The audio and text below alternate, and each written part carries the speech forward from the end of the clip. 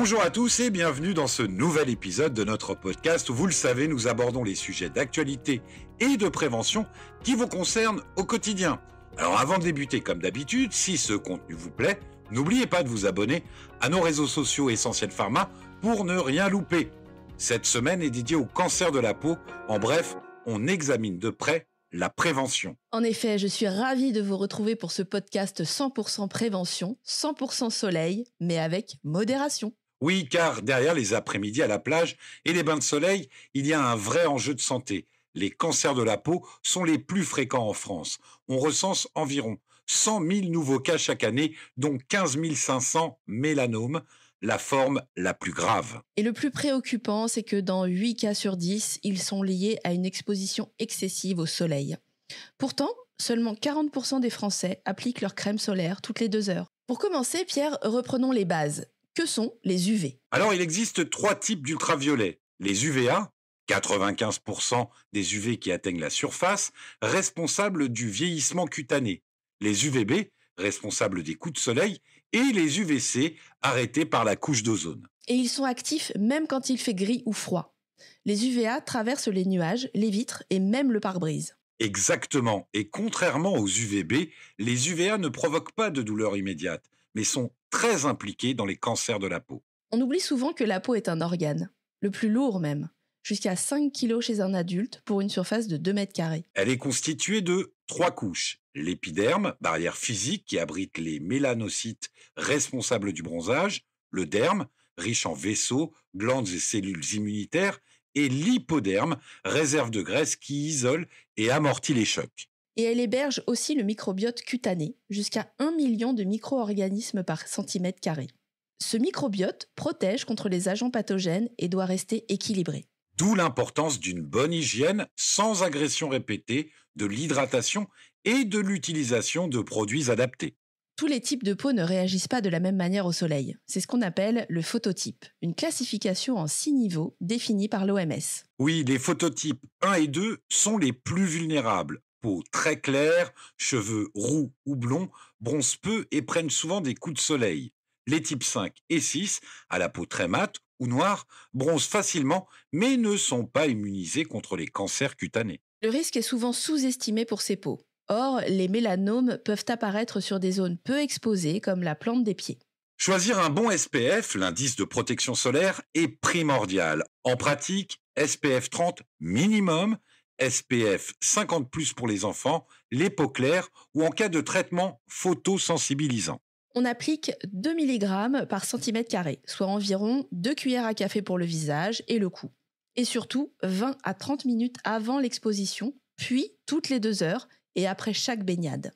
Et on évite les crèmes solaires maison. Une étude américaine a montré que 68% des crèmes fabriquées par soi-même avaient un SPF inférieur à 10.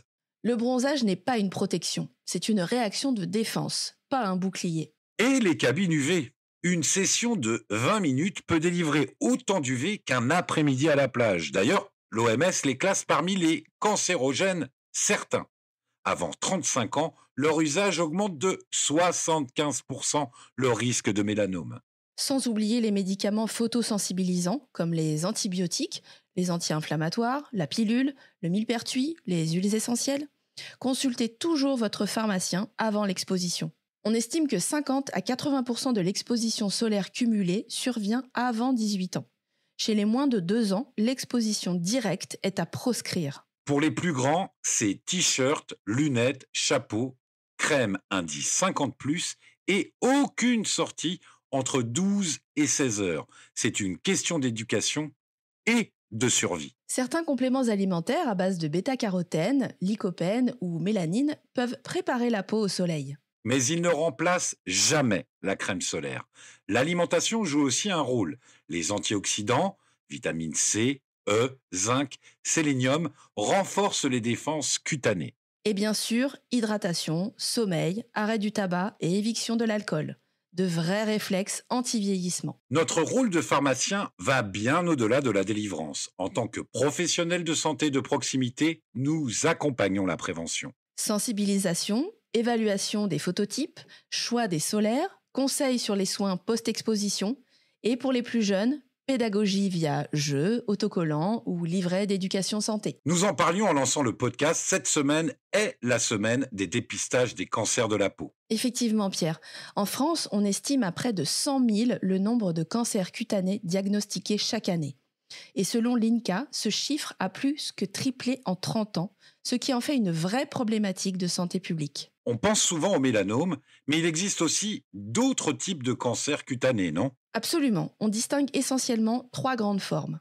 Les carcinomes basocellulaires, les carcinomes épidermoïdes et les mélanomes. Les 2 premiers, qu'on regroupe sous le terme de carcinome, représentent environ 90% des cancers de la peau. Et alors, comment se manifestent-ils, Sophie ? Les carcinomes basocellulaires, qui sont les plus fréquents, représentent environ 70% des cas. Ils se développent lentement à partir des cellules de la couche basale de l'épiderme. Ce sont des tumeurs localisées qui ne métastasent jamais, mais qui peuvent causer des dégâts esthétiques et fonctionnels importants si on les laisse évoluer. On les retrouve généralement sur les zones exposées au soleil. Visage, cou, oreilles, dos des mains. Leur traitement de référence, c'est l'ablation chirurgicale, à réaliser le plus tôt possible. Et les carcinomes épidermoïdes, eux, sont un peu plus agressifs, c'est ça ? Oui, ils représentent environ 20% des cancers cutanés. Contrairement aux basocellulaires, ils peuvent envahir les tissus profonds et parfois former des métastases, notamment au niveau des ganglions lymphatiques ou d'organes distants. Ce type de carcinome peut se développer sur des lésions dites précancéreuses comme les kératoses actiniques, ces petites croûtes rugueuses sur fond rouge, ou encore sur des cicatrices de brûlure, des plaies chroniques, des radiodermites. Les zones autour des orifices naturels et des muqueuses sont particulièrement à surveiller car ces formes-là sont souvent les plus agressives. Tu as mentionné les mélanomes, ce sont les plus redoutés ? Exactement. Les mélanomes cutanés représentent environ 10% des cancers de la peau, mais ils sont de loin les plus graves. Ils prennent naissance dans les mélanocytes et les cellules qui produisent la mélanine. Ils peuvent apparaître sur une peau saine dans environ 70 à 80% des cas, ou bien provenir de la transformation maligne d'un grain de beauté qu'on appelle névus. C'est un cancer très agressif, n'est-ce pas ? Oui, car le mélanome métastase très rapidement, s'il n'est pas pris à temps.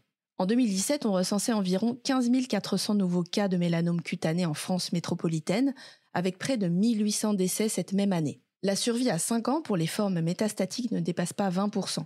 C'est donc un cancer redoutable, mais souvent curable s'il est détecté tôt. Mais alors, quels sont les signes qui doivent alerter, Sophie ? On se réfère à la règle ABCDE pour surveiller les grains de beauté. A comme asymétrie, B comme bord irrégulier, C comme couleur inhomogène, D comme diamètre supérieur à 6 mm, E comme évolution rapide. Tout changement soudain d'un névus doit faire l'objet d'une consultation dermatologique. Plus le diagnostic est précoce, plus l'ablation simple suffit à éviter les complications. Et les UV dans tout ça, ils jouent un rôle central, j'imagine. Oui, l'exposition aux ultraviolets, naturels ou artificiels, est le principal facteur de risque pour tous les types de cancers de la peau. Le coup de soleil est un véritable traumatisme cellulaire. L'exposition répétée dès le plus jeune âge augmente fortement le risque de développer un mélanome plus tard. On estime que 80% des dommages liés au soleil sont cumulés avant l'âge de 18 ans. Donc, la prévention commence tôt. Exactement. Protection solaire, vêtements couvrants, chapeau, lunettes et éviter l'exposition entre midi et 16 heures. Et bien sûr, surveiller régulièrement sa peau, surtout pour les personnes à peau claire avec des antécédents familiaux ou qui présentent un grand nombre de grains de beauté. Et un dernier conseil, Sophie ? Oui, le cancer de la peau est l'un des rares cancers visibles à l'œil nu. C'est une chance. Encore faut-il être vigilant. Alors, si une tache vous semble suspecte, change rapidement ou saigne, consultez sans tarder. Et n'oubliez pas, la meilleure des protections, c'est la prévention. Merci Sophie, voilà qui nous rappelle que notre peau est un organe précieux et exposé à protéger tous les jours et pas seulement à la plage. La peau est un trésor. Elle respire, elle nous protège, elle ressent. Elle mérite qu'on en prenne soin. Et face au soleil, le bon réflexe, c'est la prévention. 80% des cancers cutanés sont évitables. On ne vous demande pas de fuir le soleil, mais de l'apprivoiser avec intelligence. Si cet épisode vous a plu, n'hésitez pas à le partager autour de vous et à nous suivre pour d'autres sujets santé. À très vite pour un prochain épisode. Essentiel Pharma, votre réflexe santé.